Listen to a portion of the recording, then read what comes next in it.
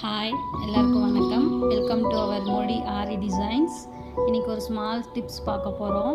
இந்த டிப்ஸ் யாருக்கு அப்படின்னா, இப்போ தான் ஃபஸ்ட்டு நான் ஆரி கற்றுக்குறேன், ஆரி ஒர்க் போட போகிறேன் அப்படின்றவங்களுக்கு, இல்லை நான் இப்போ தான் கற்றுட்ருக்கேன், இப்போ தான் பிகினர்ஸாக இருக்கேன் அப்படின்றவங்களுக்கு யூஸ்ஃபுல்லாக இருக்கும்.